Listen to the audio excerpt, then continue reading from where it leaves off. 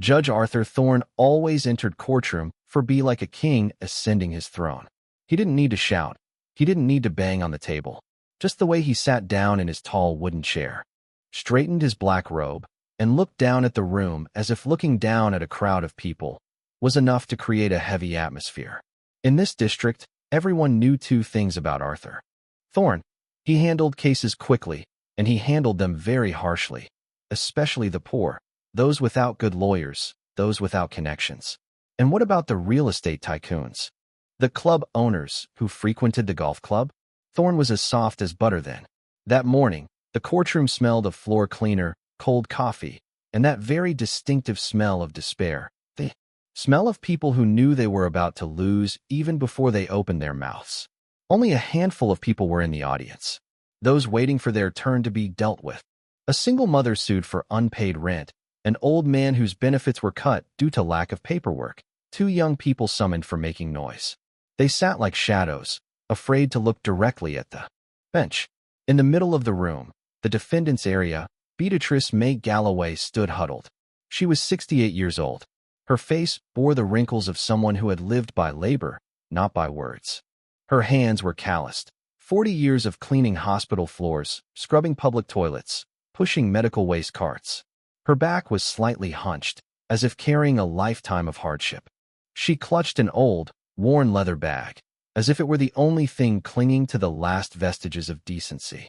She wore her best outfit, a navy blue suit bought from a secondhand shop back in 1998. It was clean, it was ironed, it was dignified in the way of the poor who still tried to maintain their self-respect. But under the cold fluorescent lights, the fabric looked thin, the thread looked worn, and everything made her easily dismissed. "State your name for the record," the bailiff read aloud as if reading a line from a list. Beatrice swallowed hard. Beatrice May Galloway. Her voice trembled. She coughed lightly, trying to regain her composure. Beatrice Galloway. Judge Thorne flipped through the file, as if flipping through a restaurant menu, his eyes not intending to look at her for long. He sighed, a sigh so exaggerated it could be heard in the room, as if to say, "Another one wasting my time." "Mrs. Galloway." Thorne drawled her name, his voice sweet but venomous. "We are here because of a civil lawsuit filed by Baines Property Management. An eviction notice for malicious damage to property and failure to meet living standards." He looked up, finally meeting her gaze. Those eyes weren't the eyes of a lawyer. They were like those of a predator seeking its weakest prey. "Do you have a lawyer?" Beatrice turned to the left. Standing there was Leonard Haskins, a young public defender, his tie askew, his eyes dark with exhaustion, his hand trembling as if he'd just run through 3 consecutive court hearings. He looked at Beatrice, trying to force a reassuring smile, but his lips were tightly pressed together with tension. "I am here, Your Honor," Haskins said softly but clearly. Thorne smirked. "Barely," he uttered, enough to make the court reporter pause for half a second, enough for a soft chuckle to escape from somewhere behind. Beatrice stood motionless. She had endured much in her life. Hospital night shifts, harsh management, meager wages, mounting bills. But the feeling of being treated like trash in public, it still made her heart ache. Thorne tapped the gavel lightly, not to maintain order, but as a sign that he was in control. "Let's cut to the chase," Thorne said. "Mr. Clifford Baines, a pillar of the community, claims you deliberately flooded the apartment to protest the rent increase. Estimated damage, $15,000. The room murmured. $15,000, for someone living on a pension, was a death sentence. Beatrice gasped. "No, that's not it, sir. Your Honor, that's a lie." She blurted it out too quickly. The moment the words left her lips, she knew she'd made a mistake. "Here, you weren't allowed to utter. You were only allowed to ask permission." Thorne slammed his hand down on the bench, not a loud bang, but one full of authority.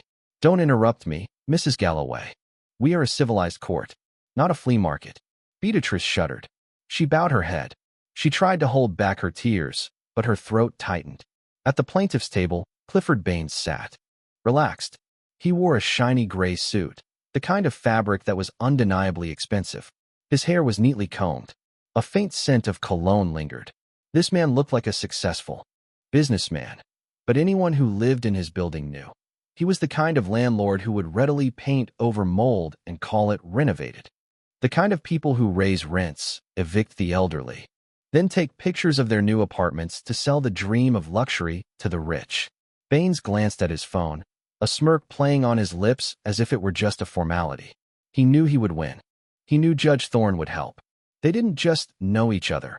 They played poker together Thursday night at the club. They spoke the language of the rich: optimization, redevelopment, neighborhood cleanup. Beatrice struggled to look up. Your Honor, the pipes are so old. I called for maintenance 3 times in January. They didn't come. The day the pipe burst, I was at church. Haskins immediately interjected, clinging to a shred of justice.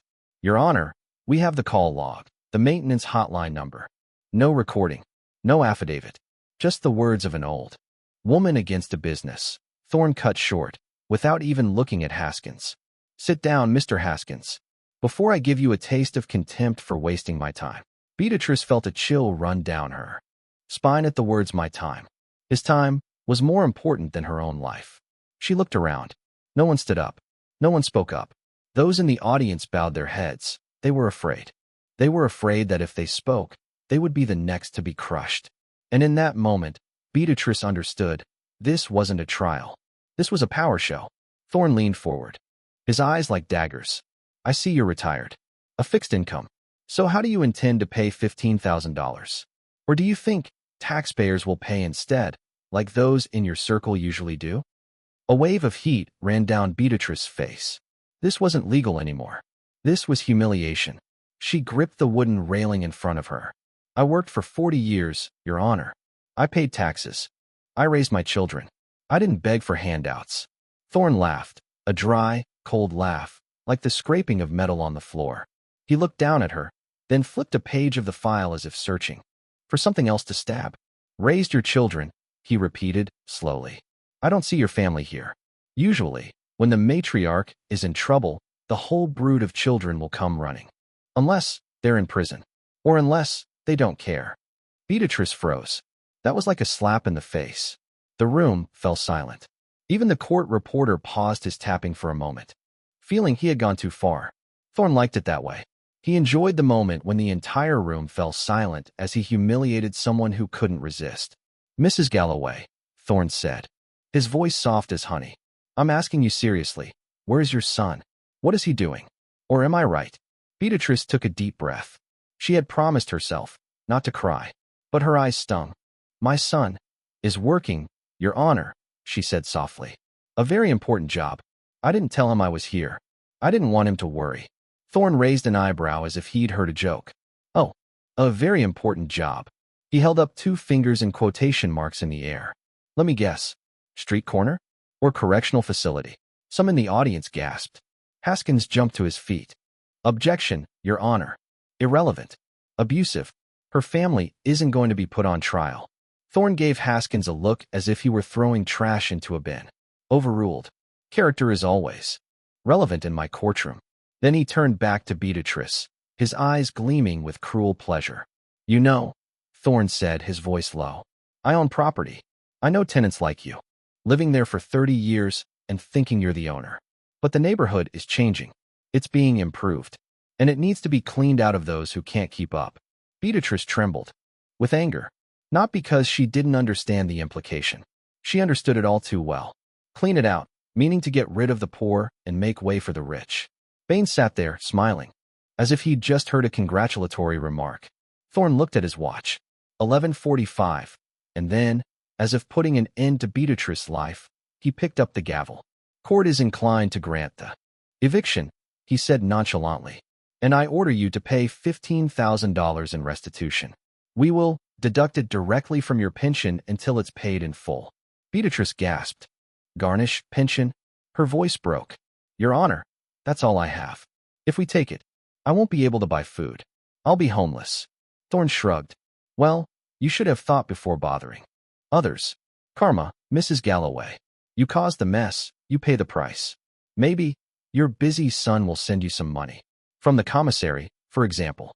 Beatrice bent over, tears falling onto her hands. She felt as if everything was collapsing. The house where she measured her son's height on the window frame. The kitchen where she cooked hundreds of Christmas dinners. The hallway where she greeted her neighbors every morning. All about to be crushed by a wooden hammer and a scornful smile. Thorne raised the gavel high, and just as gavel was about to fall, the double doors at the back of the courtroom suddenly burst open. Not with a gentle push. They were flung open with a thunderous crash. The entire courtroom spun around. A man entered, tall, broad-shouldered, in a sharp, tailored black suit. He walked slowly but surely, as if each step had been calculated. He looked no one. Not at bailiff. Not at Baines. His gaze was fixed on the bench. Judge Thorne froze. Gavel suspended in midair. Beatrice remained bowed, but she heard the footsteps, and her heart pounded. The man approached the defendant's table. He stopped. He placed a large hand on her shoulder, light but firm as a pillar. His voice was deep, calm, loud enough for the whole room to hear. "It's okay, Mama. I'm here." Beatrice looked up, and in that moment, her eyes widened. Fear, relief, disbelief. "Damon?" she whispered. Judge Thorne sprang to his feet, as if insulted. "Who gave you permission to enter?" he roared. "Bailiff. Remove him." But the bailiff didn't budge, because the man's posture wasn't that of a beggar. It was the posture of someone coming to end the game. The room was eerily silent. No one spoke. No one moved. Only the steady hum of the ceiling fan and the ragged breathing of Judge Arthur Thorne as he stared at the man standing beside Beatrice Galloway. Thorne hated moments like this, when his power wasn't immediately met with obedience. In Thorne's world, orders were law, and law had to be obeyed immediately. "Bailiff!" Thorne yelled again, his voice higher and harsher. "I order him removed. Immediately." Bailiff Miller, a hulking man accustomed to grabbing poor defendants by the neck and handcuffing them for speaking the wrong word, froze. He looked at Thorne. Then he looked at the man in the black suit. Something was very wrong. The way this man stood, feet shoulder-width apart, shoulders relaxed but ready, eyes sharp as if scanning the entire room. It wasn't the posture of a troublemaker. It was the posture of someone trained to control the situation. Miller swallowed hard. He didn't step forward. Thorne felt his authority challenged right in the middle of the courtroom, something he couldn't stand. "Who are you?" Thorne snarled, pointing his gavel at the man. "You have no right to be in court. This is a closed session.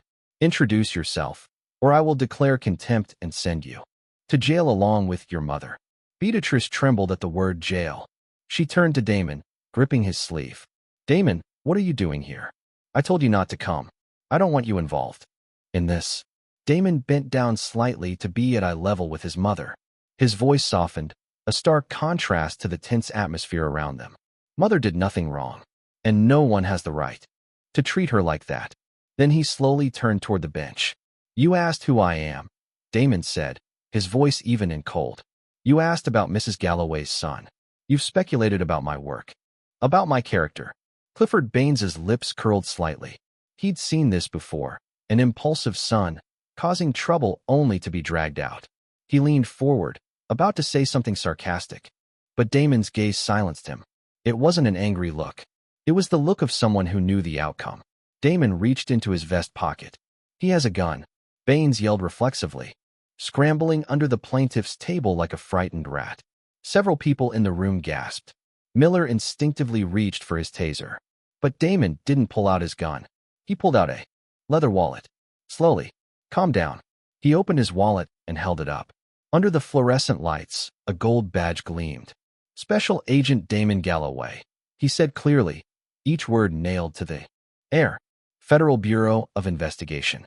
Organized Crime and Public Corruption Division." There was no murmur, no cough, no gasp. The entire courtroom fell into absolute silence, a silence so profound you could hear your own heartbeat. Judge Thorne froze. The gavel slipped from his hand, falling onto the wooden table with a dry clack. Not the gavel of judgment, but the sound of someone who had just dropped power. Damon lowered his wallet, but didn't put it away. He left the badge exposed, a reminder that every word that followed carried federal weight. "I'm not here as a spectator, Judge Thorne," Damon continued. "I'm here because for the past 6 months, I've been the lead agent on a federal investigation into money laundering through real estate development and judicial Kickbacks. Thorne blinked repeatedly. Sweat began to bead on his temples. This is completely out of line, he stammered. You can't just barge into Superior Court and— Normally I don't. Damon interrupted, taking a step toward the bench.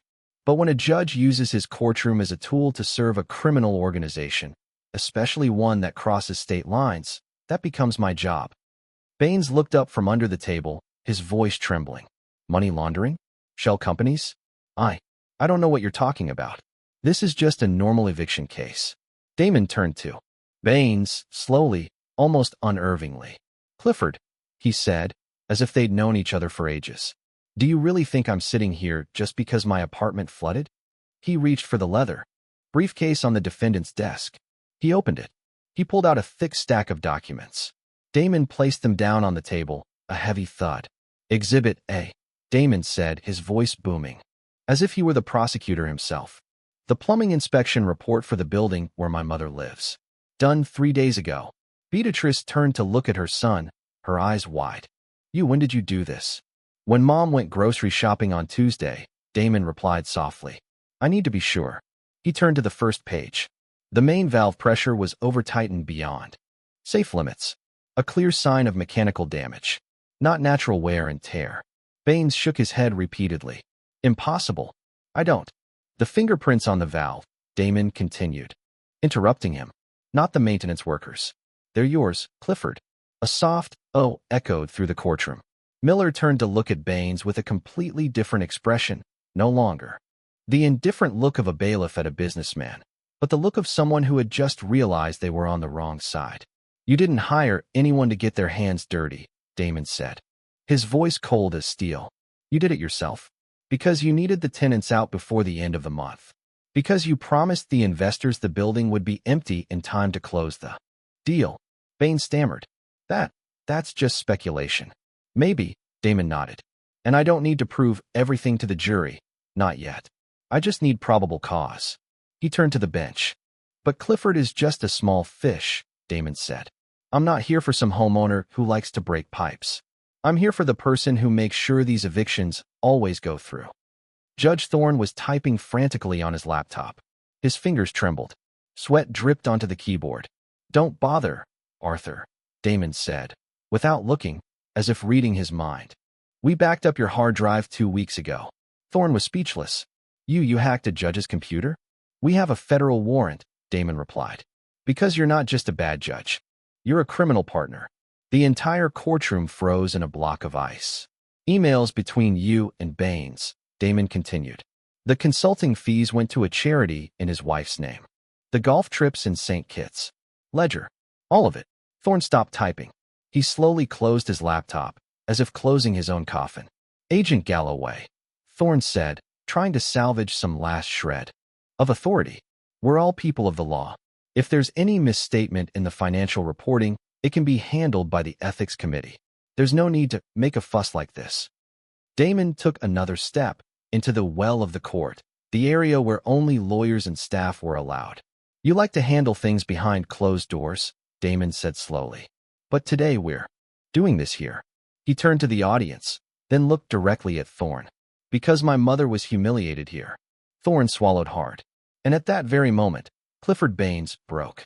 He told me to. Baines yelled, his voice shattering like glass. It was Thorne's idea. He said, break the pipes, and he'll break the gavel for me.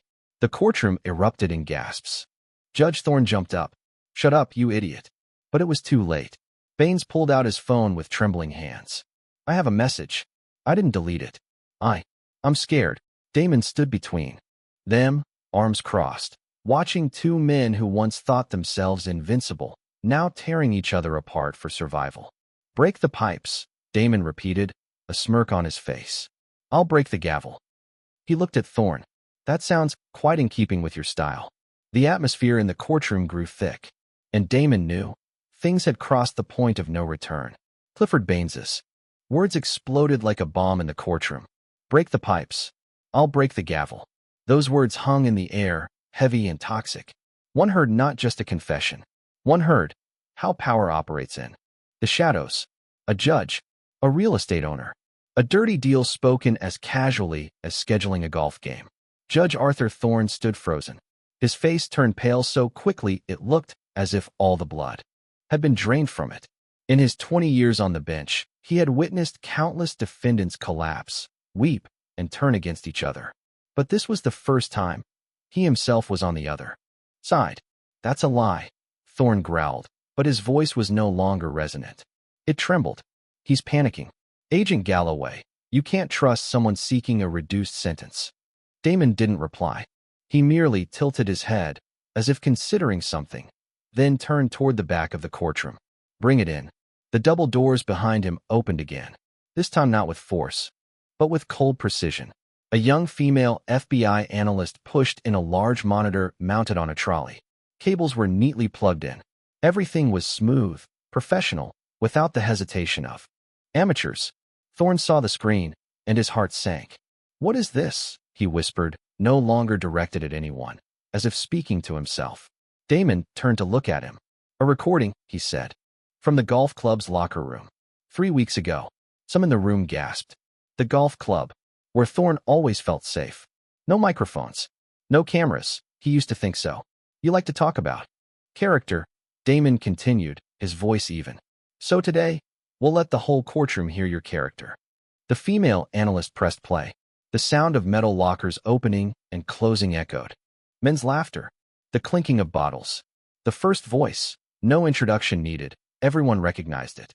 "Thorne, that Galloway woman is an antique. Sitting on a gold mine without knowing it." Loud laughter. "Baines, she pays on time. Very clean. Hard to get rid of." "Thorne, nobody's clean, Cliff. Make her dirty." A brief silence. Then, "Thorne, flood the place. Bring her into my courtroom. I'll call her negligent nuisance and kick her out." Laughter erupted. A pat on the shoulder. "Thorne, who's going to protect her?" "Thurgood Marshall." Louder laughter. Beatrice sat, speechless. She couldn't breathe. Each word felt like a knife. Not because of the new truth, but because of the confirmation that all the humiliation she had just endured had been planned in advance. "Thorne, on tape, by the time she learns how to appeal, the bulldozer will be gone. Oh, and remember to reserve the penthouse for my granddaughter. Special price." "Baines, done." The recording stopped. No one spoke. Not a polite silence, but the silence of a room that had just witnessed evil. Naked, mocking, shameless. The court reporter put his hand to his mouth. A woman in the audience shook her head repeatedly. Leonard Haskins, the public defender, stood frozen, as if he had just seen justice from a fairy tale come to life. Beatrice bowed her head. Tears fell onto her hands. But this time, she wasn't crying out of fear. She was crying because finally, she knew she wasn't insane. Everything she felt, the contempt, the manipulation, was real. Judge Thorne slumped into his chair. He looked around, like someone waking up in a room with no escape. The bench, once a fortress, now resembled a bare platform. "Agent Galloway," Thorne said, his voice low, "this can be discussed privately, in the chambers." Damon chuckled. Not loudly, not happily. A dry laugh. "Chambers?" he repeated. "The room where you decided my mother's fate." Over a cigar, he stepped up a step of the bench. The distance between him and Thorne was now only a few meters. "No," Damon said. "You enjoy publicly humiliating people. So today you stay here." Baines burst into tears. He could no longer maintain his businessman persona. "I will cooperate," he yelled. "I have the list. Properties. Officials. Zoning board. Mayor. Save it." Damon interrupted. "You'll tell? But not now." He turned around, holding up 2 fingers. Just then, the 2 doors behind the bench, the judge's private passageway, opened. Not court staff. 4 men in windbreakers with United States Marshal Service insignia entered. Their tactical boots clattered rhythmically on the wooden floor. Their eyes were cold, their hands near their holsters. The man leading, Deputy Marshal Henderson, was tall, his face sculpted from stone. Thorne sprang to his feet. No, this is Superior Court. I have immunity." Henderson didn't argue. He strode straight up the bench, staring directly at Thorne. "Arthur J. Thorne," Henderson read, his voice echoing throughout the room. "By order of the United States District Court, I have a federal warrant to arrest you for racketeering, fraud, and conspiracy." Thorne took a step back. I request bailiff. Miller stood still. Then, slowly, he turned his back to the bench. A small gesture, but enough to end the rain. Stand up, Henderson said. Thorne shook his head.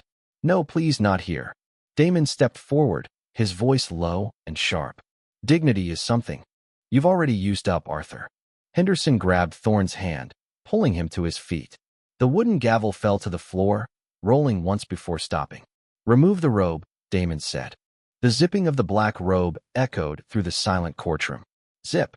The robe, a symbol of power, slipped down, lying flat at Thorne's feet. No more judge. No more your honor. Only a small, trembling man in a crumpled shirt. Hands behind your back. Click. Click. The sound of handcuffs, a sound Thorne had heard 1,000 times from above. Now it sounded to him. Beatrice looked up. For the first time during the trial, she saw Judge Thorne not above her. And for the first time, she felt no fear. The sound of handcuffs still echoed in everyone's minds. When Deputy Marshal Henderson spun Arthur Thorne around, shoving him from his former throne in the leather chair, Thorne stumbled, nearly tripping over his own black robe that had just been stripped off. Gone was the image of a judge. He was now just a middle-aged man, drenched in sweat, his legs trembling with fear. Go, Henderson ordered curtly. 2 other marshals immediately formed a circle, trapping Thorne between them. They weren't in a hurry. There was no need to rush. This man had nowhere to run. Clifford Baines, witnessing this, completely broke down. He scrambled out from under the plaintiff's table, his hair disheveled, tears and snot streaming down his face. I cooperate. I'll tell you everything, he cried, raising his hands in prayer. I have the ledger. I have the email. I even have the mayor's name. Enough. Another marshal grabbed Baines by the collar, pulling him to his feet. You'll talk, but in the interrogation room. Click. Click.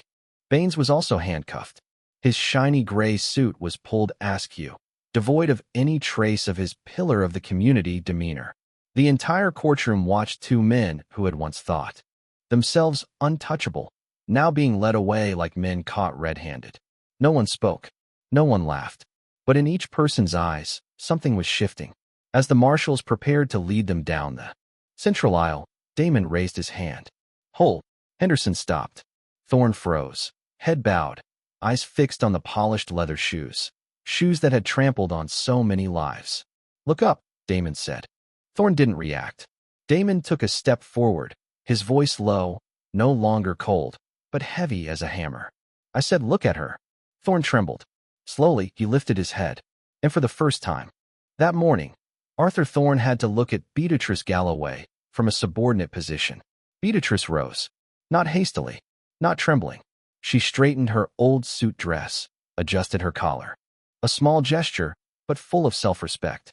The room held its breath. Mr. Thorne, she said, her voice clear, neither high nor low. You said I have a character defect. You said I raised a criminal. She took Damon's hand. This is my son. He serves this country. He protects the vulnerable from men like you. She took another half step closer. Not to threaten, to confront. That is my character. Then she lowered her voice, just loud enough for Thorne to hear. I will pray for you, Arthur. Because where you are going, you will need God. You will have no friends left. Thorne let out a choked sob. He opened his mouth as if to say something, an apology, an excuse, a plea, but no sound came out. All that remained was shame. Take him away, Beatrice said, turning her back. Henderson nodded. The marshal pushed Thorne down the central aisle, the aisle where, just minutes before, Beatrice had stood alone, trembling. A round of applause erupted. Slow. Single. From the back row, an old man awaiting trial for unpaid rent. Then another. A young woman stood up. Then 2. Then the entire courtroom. The applause erupted like thunder. Not polite applause, but a cry of relief. The voices of people who had become all too familiar with being oppressed finally witnessed justice standing tall. Thorne bowed his head and walked away to the applause, not for him, but for his downfall. As the door slammed shut behind the marshal, the air in the courtroom lightened noticeably, as if a heavy stone had been lifted from everyone's chests. Damon turned to Bailiff Miller. Officer Miller, he said, as the highest-ranking officer remaining in the room, and given the plaintiff's recent arrest for federal crimes, you know what to do. Miller swallowed hard, then nodded emphatically. He picked up the case file, Bain's Property Management versus Beatrice Galloway, and held it up for everyone to see. Case number 49221. Miller declared, his voice booming. Dismissed with prejudice. Thud. The red seal slammed down on the file. Beatrice slumped into her chair. Her legs gave way. Damon immediately knelt beside her. Are you all right, Mom? Beatrice nodded, tears streaming down her face, but a smile played on her lips. I'm all right. I just can't believe it's really over. Not yet, Damon whispered. But the worst is over. They looked around the courtroom, which just minutes before had been a slaughterhouse, now filled with whispers of relief, handshakes, and hopeful glances. Justice had not only prevailed, it had been seen. The door to courtroom 4B had barely closed behind the U.S. Marshals when the hallway outside erupted. Fast footsteps, intercoms, calls to each other, and then camera flashes, flashlights like thunder. News of a sitting judge being arrested by the FBI right on the bench spread faster than anyone expected, like smoke in a sealed building. It spread from floor to floor, from courtroom to courtroom. Damon gripped his mother's hand tightly, leaning slightly forward, forming a natural protective wall. Beatrice walked slowly, still not quite convinced that she was no longer being pursued. Each step out of the courtroom felt like stepping out of a decades-long nightmare, not just hers, but that of everyone who had ever stood before Arthur Thorne. They had just entered the main hall when a throng of journalists surged forward. Agent Galloway, is it true Judge Thorne was targeting low-income seniors? Was this personal because the defendant was your mother? Is this federal overreach? Microphones crowded together. Cameras zoomed in. Beatrice instinctively took a half-step back. Damon raised his hand, just one gesture, and the hallway, noisy as a marketplace, slowly fell silent. Not out of politeness, but because of the way Damon stood. Steadfast, calm, controlled. What you have just witnessed today, Damon began, his voice echoing evenly under the building's dome, is the result of a 3-year federal investigation, codename Operation Gilded Cage. A murmur spread through the reporters. Arthur Thorne is not just an abusive judge, Damon continued. He was the central link in a network of real estate corruption. They didn't just evict tenants. They orchestrated the deterioration, vandalized properties, and forced residents, especially the elderly and low-income earners, to leave. Beatrice stood beside her son, listening intently. She saw the eyes turn to her. No longer pity, no longer contempt, only quiet respect. Then, Damon continued. Those properties were bought through shell companies in Delaware and Nevada. Cheap, untraceable, then resold for huge profits. A reporter shouted, "How many people are involved?" Damon didn't flinch. We've identified more than 20 individuals, including developers, lawyers, and planning officials. And the investigation is not over. At that moment, a short, bald man in an expensive but ill-fitting suit pushed his way through the crowd. "This is ridiculous," he yelled. "I'm Arthur Thorne's lawyer. This is an abuse of federal power. We're going to sue." Damon slowly turned toward him. "Marcus Vane," he said, calling him by his name. "I'm glad you're here." Vane froze. "Excuse me." Damon pulled out a folded piece of paper. "We're looking for you." 2 FBI agents appeared behind Vane. "Marcus Vane," one agent said. "You're arrested for obstruction of justice and conspiracy to launder money." Handcuffs snapped shut right in front of the cameras. Vane screamed, "No, you can't." "You can," Damon said curtly. "And we just did." The reporters were silent for 2 seconds, then erupted. Beatrice covered her mouth. "Damon, this is too big." Damon leaned down and whispered, "Mom didn't make it big. She just was in the right place at the right time." He took her hand and helped her walk. As they left the building, sunlight streamed down the cold stone steps. Sunlight Beatrice had never seen so beautiful. An hour later, everything was completely different. No more cameras. No more walkie-talkies. No more shouting lawyers.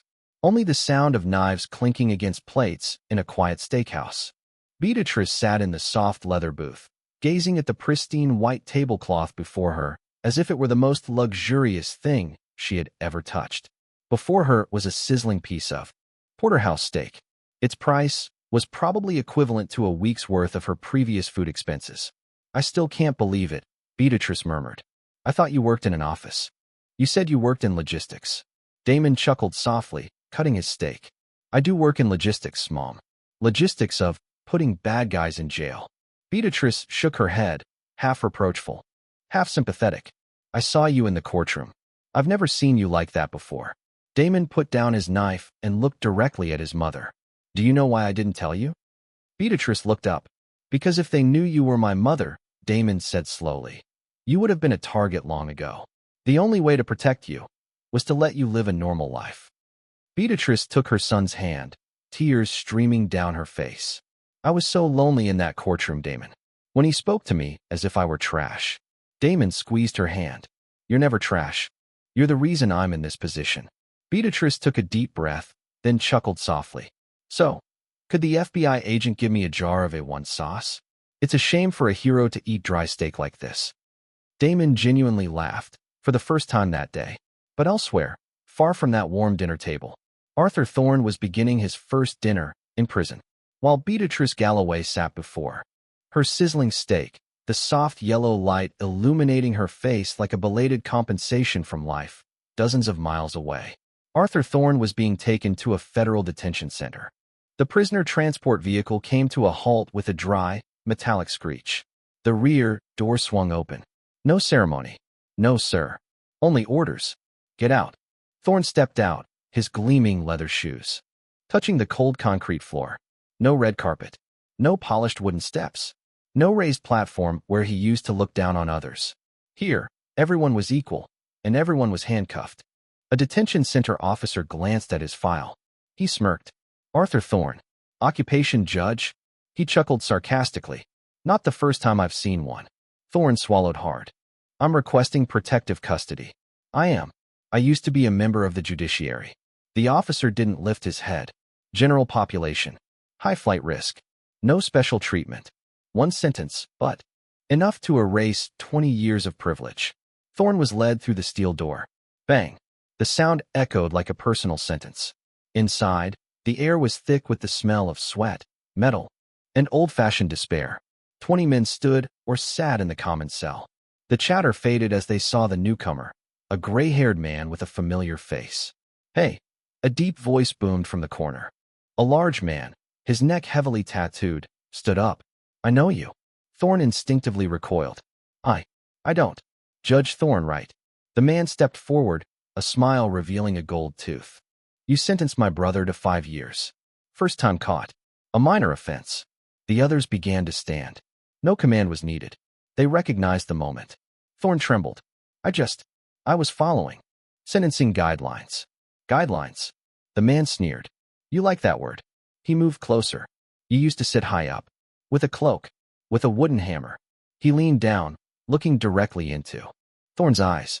Now you're in orange. You look small. Thorne rolled his eyes desperately toward the bars. Guard. I need protective custody. The guard outside was eating a sandwich.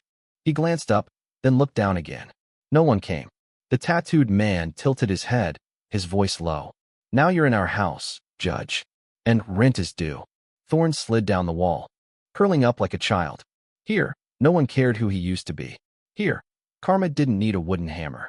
6 months later, the United States versus Thorne, Baines et al. Became the most watched trial in the state's history. The courtroom was packed. The press swarmed. Those who had been crushed by Arthur Thorne sat in the front row, silent, awaiting the final verdict. Clifford Baines sat in the witness chair, gaunt, his eyes dark and sunken. He spoke incessantly about deals, money transfers, lists of properties to be cleared. Each word was a stab in Thorne's already crumbling defenses. Country club recordings played back. Emails. Ledger. Offshore accounts. No doubt. No escape. Arthur Thorne stood up when asked. He was unrecognizable in his reflection. Thin. Gray. Deeply sunken eyes. The judge who pronounced the sentence that day was a woman. A woman Thorne had once blocked from advancing his career because she lacked the necessary charisma. She looked down at him, her voice calm, emotionless, precisely the kind of justice Thorne had never shown anyone else. Arthur J. Thorne, she said, you have defiled the mantle. You have destroyed public trust. I find you guilty on 42 counts of racketeering, fraud, and corruption. The room held its breath. I sentence you. 25 years in federal prison. No parole. Thorne closed his eyes. That was where it ended. But for Beatrice Galloway, the story wasn't over. Because true justice is not just punishment. It's also about returning what has been stolen. And that was about to happen. After Arthur Thorne's 25-year sentence, many thought the story was over. A corrupt judge exposed. A real estate owner convicted. Justice served. End of story. But for Damon Galloway, that was only half the story. Because punishing the wicked is one thing. Giving the victim back their life, that's the hardest part. 3 weeks after the trial, Beatrice Galloway was sweeping the steps in front of the old building on 4th Street. A habit she'd maintained for 30 years, though no one forced her to do it anymore. The pipes had been repaired. The hallway was quiet. The small garden in the courtyard was beginning to bloom again. She still lived there. Still the same apartment. Still the same chair by the window where she read the Bible every morning. But deep down, Beatrice still harbored a vague unease, a feeling shared by those who had nearly lost everything. Was this peace real or merely temporary? A black SUV pulled up in front of the building. Beatrice looked up. Damon stepped out, dressed in a simple shirt, no suit, no badges. In his hand was a thick envelope. "Morning, Mama." Beatrice smiled. "You've come for breakfast? I still have apple pie. This time, I've come for something else." Damon sat down on the steps, placing the envelope on his mother's lap. "Open it, Mama." Beatrice wiped her hands on her apron and carefully opened the envelope. Inside was a stack of legal papers. Many words, many stamps. She squinted as she read the first page. Deed of trust. Galloway Cooperative Housing Initiative. She looked up, confused. "What is this, son?" "Read the last line," Damon said, his voice soft but his eyes gleaming. Beatrice, wearing her glasses, scrutinized each word. Then she froze. Owner of record, Beatrice May Galloway, trustee for the tenants of 1400 4th Street. Her jaw dropped. The paper trembled in her hand. "Damon, what did you say?" "The government has seized this building," Damon explained, "because it was used by criminals. By law, that property must be disposed of." Beatrice nodded slowly. "And they're going to auction it off." "That's usually the case," Damon said. "But there's a little-known provision in the Victim Restitution Act." He smiled. "If the victim can prove they suffered direct harm, then their rights can be restored." Beatrice began to understand. Her heart pounded. "I've filed the paperwork," Damon continued. "I proved that the tenants, Mom, Mrs. Higgins in 3B, Mr. Rodriguez in 2A, were all victims. And the court agreed." Beatrice dropped the papers, covering her mouth with both hands. "That means," her voice broke. "It means," Damon said softly, "you're no longer a tenant."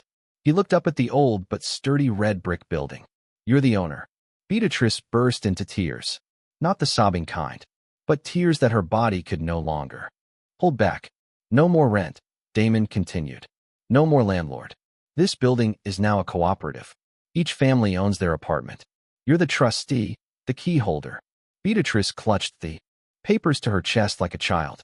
"All my life, I just wanted to be safe here. And now you have more than that," Damon said. "I have the right." She looked up at her son. "I don't know how to be a trustee." Damon laughed. "You've been taking care of this building for 30 years. You just weren't called by the right name." Beatrice wiped away her tears, took a deep breath. She looked around. Mrs. Higgins was watering the plants. Mr. Rodriguez was repairing his bicycle. People who had lived in fear of being evicted at any moment. Now they belonged here. "I only promise one thing," Damon said, winking. "Don't raise the rent." Beatrice laughed through her tears. "Silly. There's no more rent." She stood up, opened the building door. The heavy door clicked, the familiar sound, but this time, it was different. It wasn't the sound of a temporary place. It was the sound of home. "Come in, Mr. FBI," Beatrice said. "I think there's still apple pie." Damon followed his mother inside. The door closed behind them. Outside, the neighborhood remained the same. But inside, everything had changed. Because karma doesn't just retaliate. Sometimes it rebuilds. News of the 4th Street building becoming a residence-only co-op spread faster than any official announcement. Not through newspapers. Not through television. but through whispered calls in the old hallways, through nods at the grocery store, through the elderly who had been evicted, now beginning to ask a question that seemed long dead. Can justice return? In the small FBI office downtown, Damon stood before a large whiteboard. On it were dozens of names, eviction cases that had been handled suspiciously, quickly by Arthur Thorne. Red dashes connected the cases with the same pattern. The same lawyer, the same landlord, the same cold, absolute verdict. How many cases are we reopening? An agent asked. Damon didn't hesitate. All the cases with similar characteristics. The elderly, the low-income earners. No private attorney. No appeals. Another agent frowned. It's going to be an administrative nightmare. Damon nodded. But it's a necessary nightmare. And so the dominoes began to fall. A 74-year-old woman was given back her apartment after 4 years living in church. A 3-generation family had their eviction order overturned and their compensation refunded. A man who had attempted suicide because he lost his home, his case recognized as systemic injustice, received his first compensation payment. Each reopened case was an old wound being touched, but this time, not to hurt, to heal.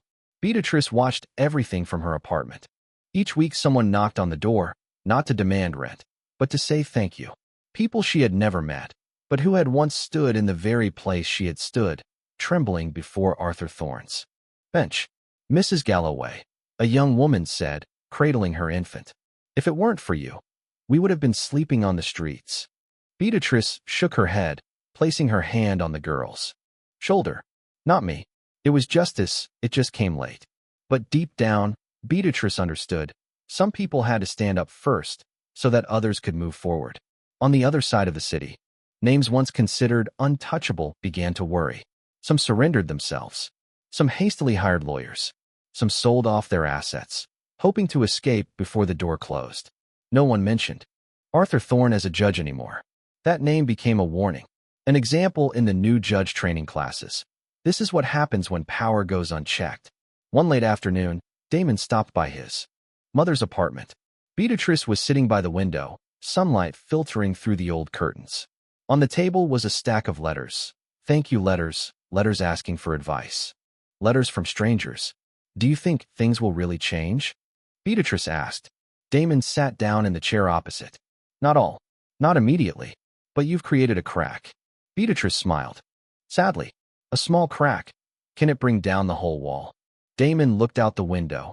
The building, the neighborhood, the people who had once been considered invisible. Big enough, he said. If it's in the right place. At the federal prison, Arthur Thorne heard the same news. Through the old radio, through the whispers of other prisoners. Each reopened case was a needle piercing his memory. Each exonerated name was a reminder. His legacy was being dismantled brick by brick.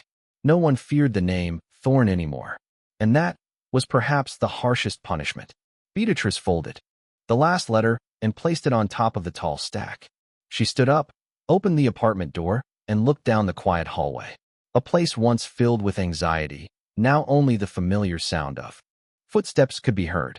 Justice had not just visited her life. It had stayed. In federal prison, time doesn't pass by day. It passes by the number of times the iron doors open and close. Arthur Thorne had been there long enough to learn that. Mornings began with a dry whistle. No one called him Your Honor. No hot coffee in a porcelain cup. Just a plastic tray, scrambled eggs. And the scrutinizing gaze of the men who had once stood before his bench, now standing alongside him. Thorne no longer brushed his teeth in front of the mirror. He avoided looking at himself. Every new wrinkle, every gray hair that fell into the sink was a silent indictment. One evening, when the lights in the cell block had dimmed, a crackling radio blared from the corner of the common room. Federal Review Committee confirms reopening of 117 eviction cases tied to former Judge Arthur Thorne. The sound of the spoon stopped midair. A man on the bunk bed chuckled softly. Did you hear that, Judge? That's your legacy. Thorne closed his eyes.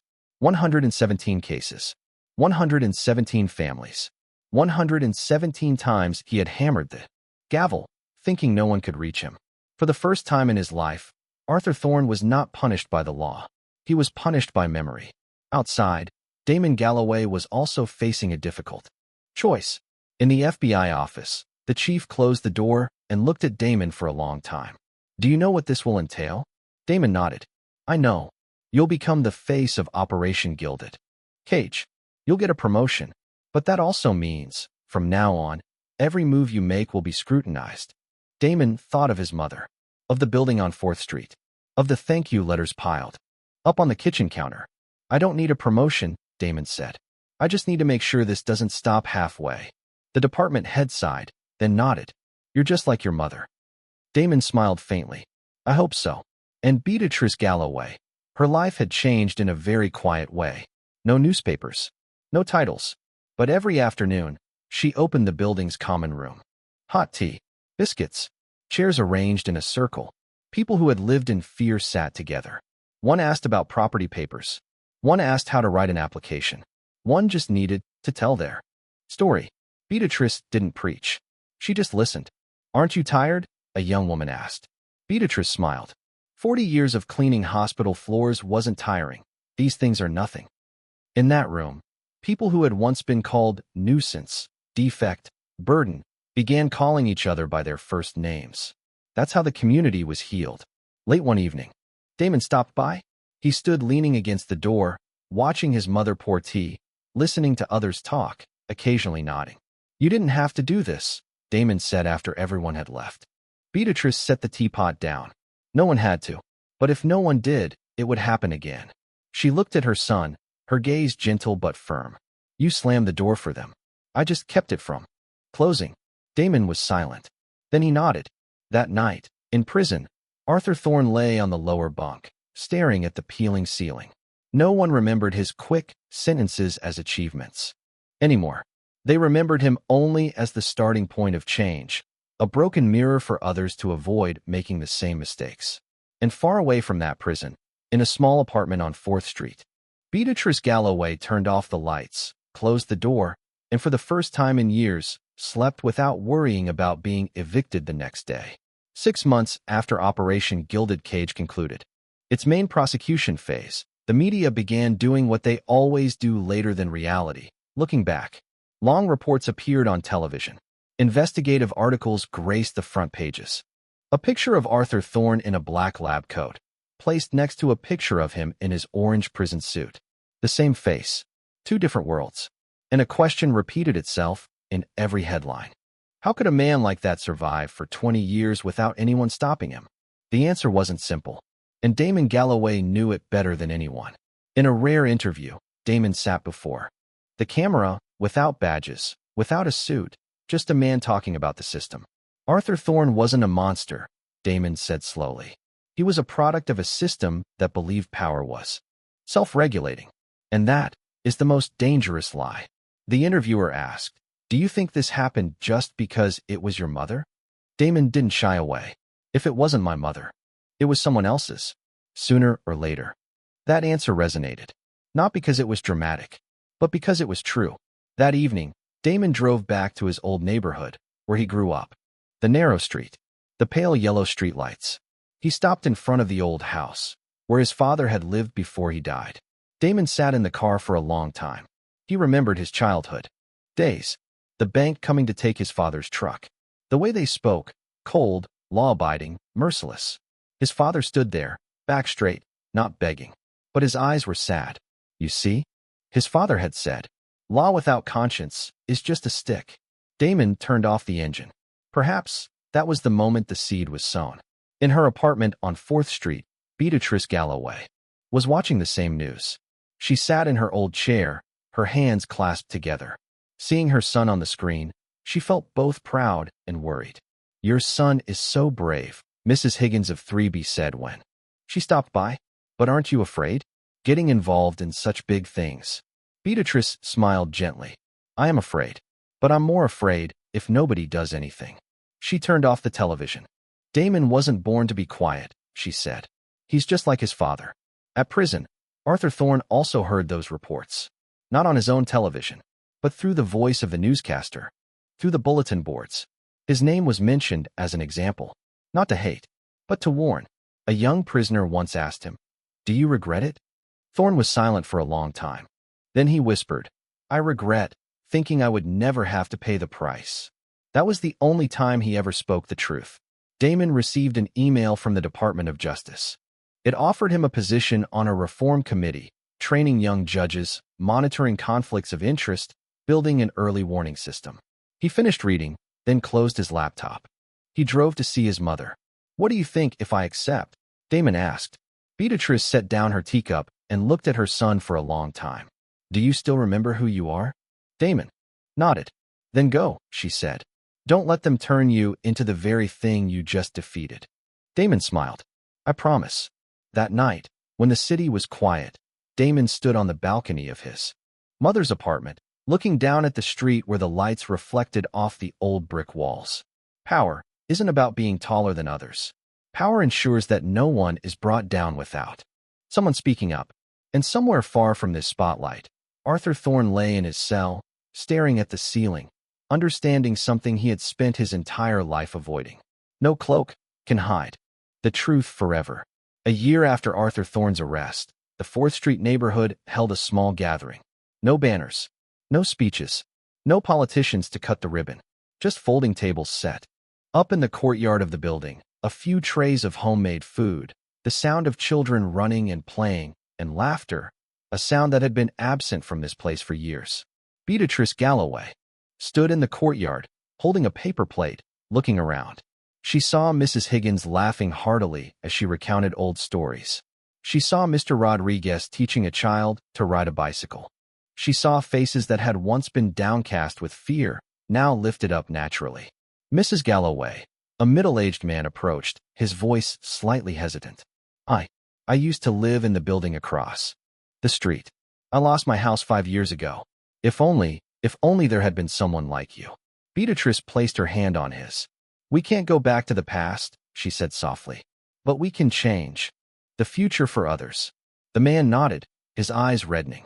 In a corner of the yard, Damon leaned against the wall, observing. He didn't want to be the center of attention.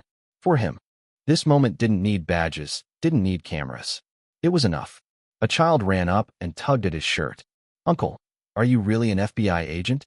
Damon smiled, bending down. "Yes." The child's eyes widened. "So you catch bad guys?"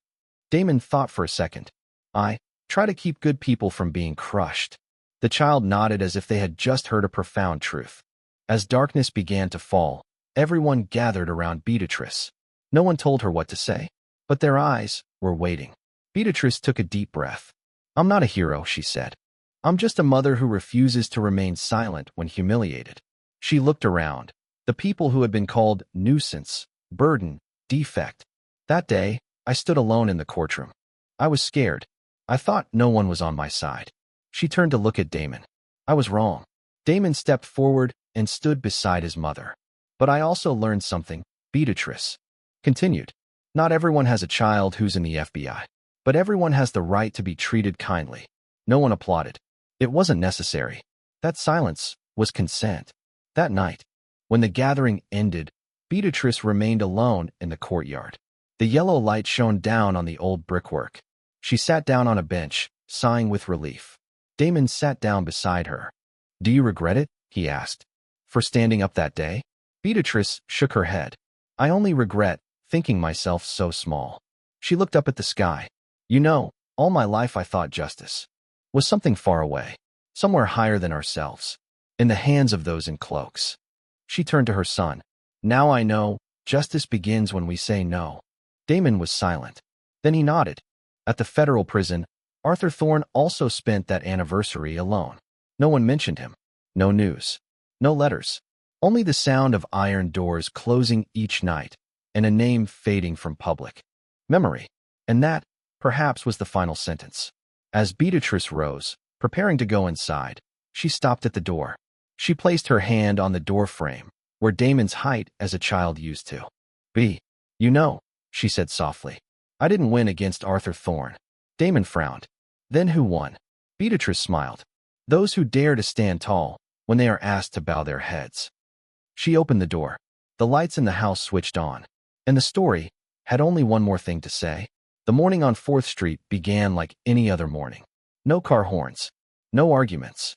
Only sunlight on the old brickwork, the aroma of coffee wafting from the slightly ajar windows, and the gentle sweeping of Beatrice Galloway's broom on the steps, a habit she never abandoned. Even though now, no one could chase her away anymore. She paused, leaning her broom against the wall, looking up at the building. 30 years ago, she walked in here with a child in her arms, 2 bags of old things, and a promise to herself. No matter what, she would keep a home for her child. She kept that promise, not because of power, not because of money, but because of patience, self-respect, and a simple truth. She refused to be seen as invisible. Elsewhere in the city, Damon Galloway was preparing to enter another meeting about reform, about transparency, about mechanisms to prevent the erosion of power. He wore a suit, but this time, the suit wasn't for show. It was merely the outer layer for something he'd always carried from his mother. Never forget whose side you were on. Before entering the meeting room, Damon glanced at his phone. A message from his mother. Remember to eat lunch properly. And remember, speak respectfully. Damon smiled. At the federal prison, Arthur Thorne sat in the small library, flipping through old books. No one recognized him. No one feared him. No one hated him. He was just a man who carried too much time to think about what he had done and what he hadn't done. No more gavel. No more robe. No more calling your honor. Only one stark truth remained. Unchecked power would always consider itself godlike, and then it would collapse. That afternoon, Beatrice opened the common room door. A few chairs, a teapot, a small, handwritten sign on the wall. If you need help, sit down. No lawyers, no fees, no fear. Just people helping each other stand tall. A new woman entered, her hands trembling. Beatrice pulled out a chair for her. Please sit, she said. Here, no one is looked down upon. Sunlight streamed through the window, casting a warm, almost ordinary light over the room. A light Beatrice had once thought she didn't deserve. Now she knew no one had to deserve kindness. This story wasn't about the FBI, not about a fallen judge, not even about the law. It's a story about dignity, about a mother humiliated but not letting that humiliation define her, about a son who doesn't seek revenge but justice, and about a society that only truly changes when the vulnerable are seen. Judge Arthur Thorne once thought he was a god in his courtroom, but he forgot one very simple thing. Laws exist to serve people, not to crush them. Beatrice Galloway stood alone until the truth was on her side. And sometimes, just one person refusing to bow is enough to make the whole system stand up. If this story resonates with you, if you believe that no one should be judged by the clothes they wear or the status they hold, please like to spread this message. Please share so others know that justice, though delayed, can still come. And subscribe to continue following stories where the truth is ultimately revealed. Thank you for watching Justice Served. We'll see you again in the next story.